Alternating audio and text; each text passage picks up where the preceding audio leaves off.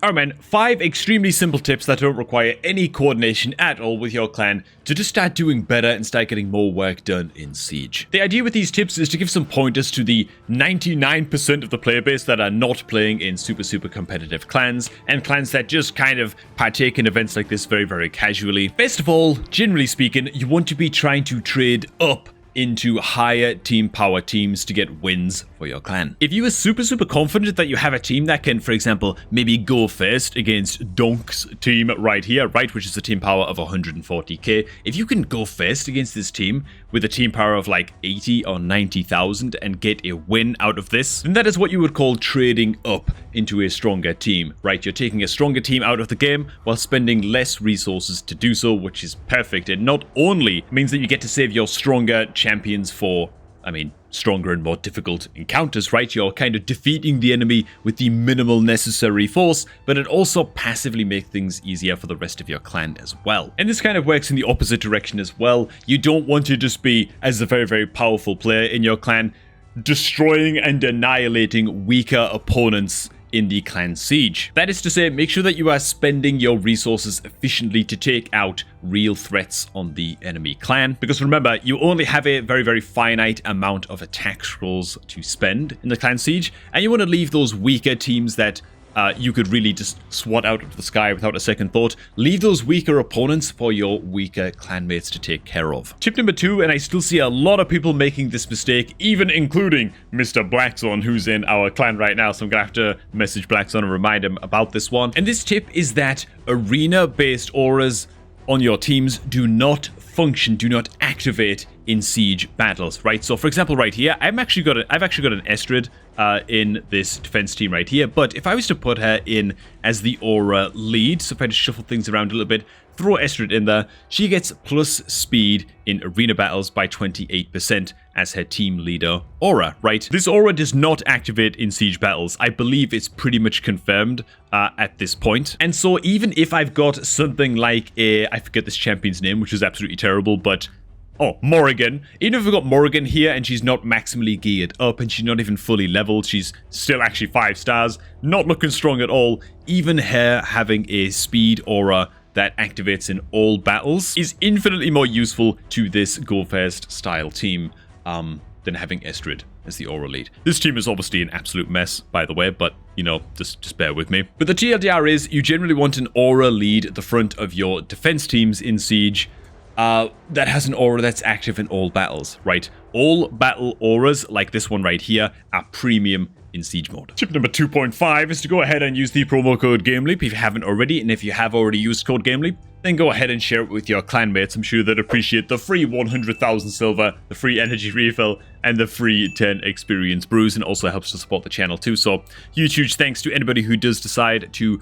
share the love with code GameLeap. And the next tip is quite a simple one. Protect your stronghold at all costs, right? You kind of want to focus your upgrades and your strongest defensive teams in the garrison of your stronghold building, and that's because if you lose your stronghold, well, you gift away a massive amount of victory points to the enemy team. It's by far the most valuable building to protect for that reason. Now, the best possible way you can actually structure your team defense in the garrison, and you can just throw out a message to your clan to let them know this kind of thing. It's not going to be executed perfectly if your clan is super casual, but that's okay. But if you can, I feel like in a casual setting, it would really do well for your clan to have the kind of mid-tier power teams to be occupying the first few slots of the stronghold, and then really try to stack up the stronger, most powerful teams in your clan towards the end of the stronghold. This is because as the enemy is working their way through and trying to defeat all of your defenses in the stronghold building, they can't see what they are up against until they win a certain round. Okay, so ideally you got a bunch of teams that are kind of like middle power occupying the first few slots, and hopefully you can kind of bait the enemy team into getting overconfident and throwing some of their strongest teams in early, and then, oh god, out of nowhere, for example, Blackzone comes out of nowhere, who, as far as our clan goes, is a very strong player, right? And now he's got this absolute Giga Chad team that hopefully the enemy clan is going to struggle to defeat because it was placed a little bit further down the line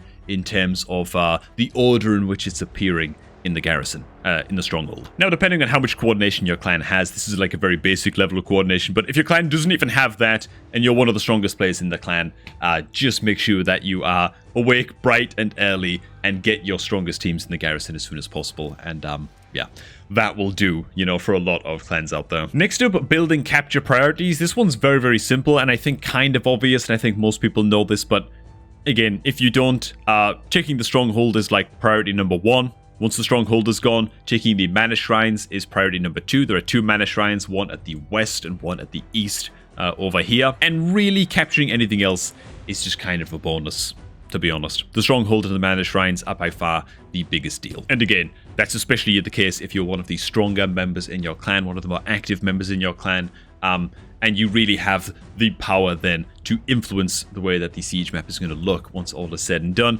Whereas the weaker members of your clan, they can be much, much more trusted to take the lower priority locations and get their wins that way. And finally, quick tip number 5 is, once again, if you're one of the decently strong members of your clan, one thing that you can do that can really, really help your team out is to actually save 1 or maybe even 2 of your attack scrolls for the final like 15 hours or so of the siege. While it is useful, of course, for you to get an attack in early, just to make sure that you get up there on the scoreboard, right? If you save 1 or 2 of your attack scrolls, what that means is if your clan is throwing everything it has at the stronghold and is not quite able to break it, or it gets stuck against a very, very powerful team that the rest of the clan is struggling to beat, you've still got some gas in the tank to help your clan break that defense team that is causing your clan a lot of problems, right? It might be in the stronghold building, it might be in one of the mana shrines. Just make sure that you hold on to 1 or 2 of the attack scrolls if you're one of the more powerful members in your clan in case of that eventuality, right? Your clan might need you to crack a very, very tough nut in one of these defenses. And if you just blow all of your attack scrolls very, very early on, then you might end up in a situation where you got a lot of your kind of weaker clanmates who are just hard stuck against a certain defense that they just can't break, and you can't take the stronghold or one of the mana shrines as a result. Not good news, right? And you know what? As a bonus tip, tip number 6 is, don't take Siege that seriously. It feels like Plarium have got a lot of work to do when it comes to making Siege a playable mode. I know there are a lot of clans out there who lost their first Siege mode because they weren't really paying attention, or they weren't that invested, or they just went up against a much, much more powerful clan. And like, their entire just building map is broken and destroyed, and they can't possibly recover at all. Like, there is no way they can ever get enough florins to invest in like repairing their buildings and stuff. So honestly, the mode is kind of broken. It's kind of busted. It's kind of all over the place. And yeah, I'd recommend, look, man, if you lose in Siege modes, don't worry too hard about it. It's probably gonna get big reworks and big changes and big rebalancing changes and stuff in future. But alright, as you can well tell, I'm recording this video a little bit ahead of time, so I hope I can upload it at just the right time when the clan siege is about to pop off, and I hope that some of these very, very casual tips, at least, are gonna help you all out. So, for now, thanks for watching. Hope you all did enjoy this one. Make sure to use my promo link down below at the top of the video description if you are looking to kickstart a new raid account. Doing so will ensure that you unlock a Rector Drath completely for free on that new account as soon as your account hits account level 25, which is just awesome. Best promo link going, if I do say so myself, so there's that. And yeah, do enjoy the rest of your day, and I'm going to catch all of y'all just a tad bit later, man. And good luck in the siege, goddammit.